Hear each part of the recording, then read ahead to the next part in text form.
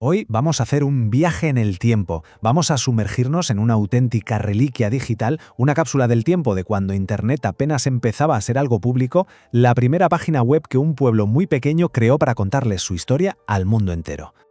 Y para que nos hagamos una idea del impacto que tuvo, vamos a empezar con este mensaje del libro de visitas de la web.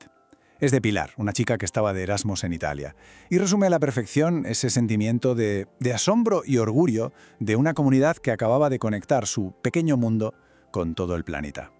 Claro, si uno se pone a bucear en esa web, se encuentra con cosas así. Son bromas locales, apodos, titulares del periódico del cole, pequeñas pistas de una vida muy real, muy personal, que estaba ahí, codificada en un HTML muy básico. Y todo esto nos lleva a la pregunta clave de este análisis.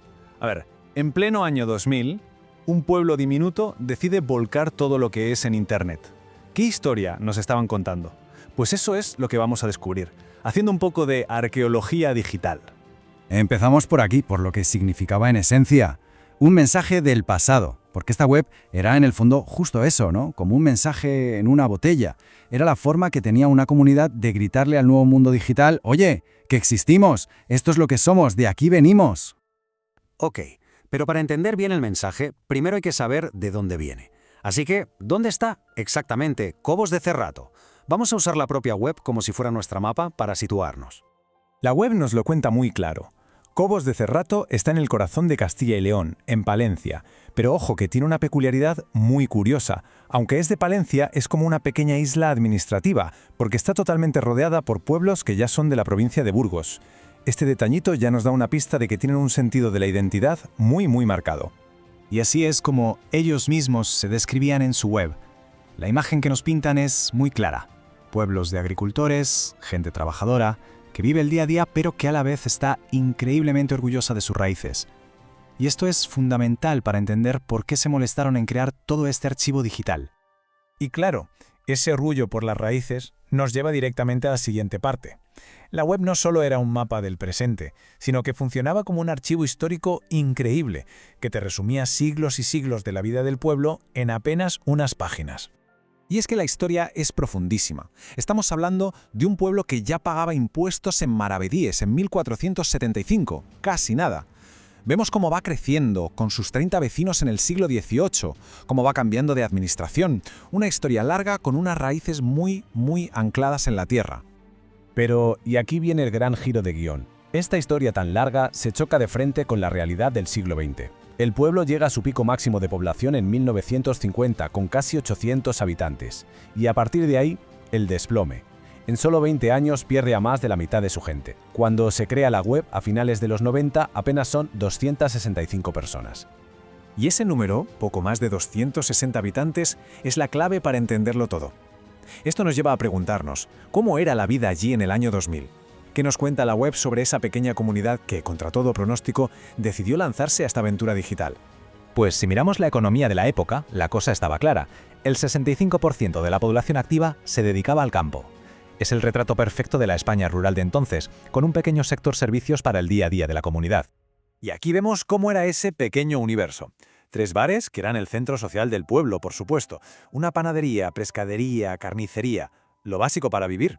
Y ojo, un ayuntamiento de 1899. Una escuela moderna, un frontón y hasta un campo de fútbol. Un microcosmos que se bastaba a sí mismo.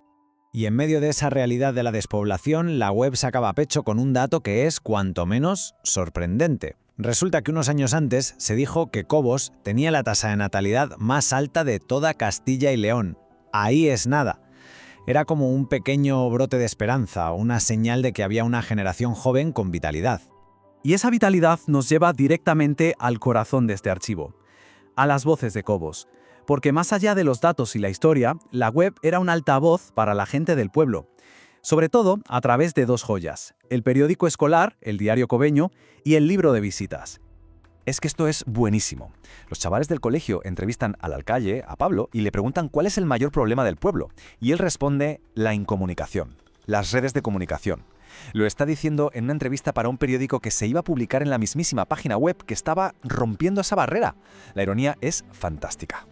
Pero la web no solo era para cosas alegres o curiosas, también se convirtió en un espacio para el recuerdo. Los alumnos del cole escribieron este homenaje tan emotivo para su amiga Tatiana, que había fallecido. De repente una página de internet se transforma en un monumento digital, un lugar para que la memoria colectiva del pueblo no se perdiera. Y este momento es la guinda del pastel.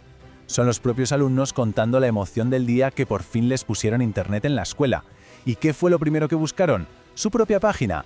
Es cerrar el círculo a la perfección. La comunidad crea su identidad digital y la siguiente generación la descubre y la valida. Y el alcance de esa página superó cualquier expectativa. En el libro de visitas aparece este mensaje de Carmen desde Santiago de Chile buscando sus raíces familiares. Una humilde página gratuita de Tripod se había convertido, de la noche a la mañana, en un puente para reconectar con los orígenes al otro lado del Atlántico.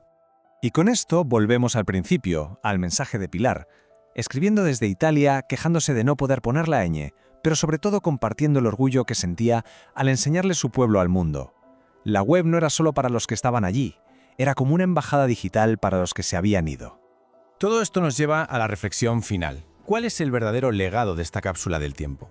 Pues está claro que no era solo una página web, era algo mucho más profundo. Fue un acto pionero de construir una comunidad, de tejer lazos, en un medio que era completamente nuevo para todos. Y lo más increíble es que no fue obra de una sola persona. Si uno mira la sección de agradecimientos, se da cuenta de que fue un esfuerzo de todo el pueblo.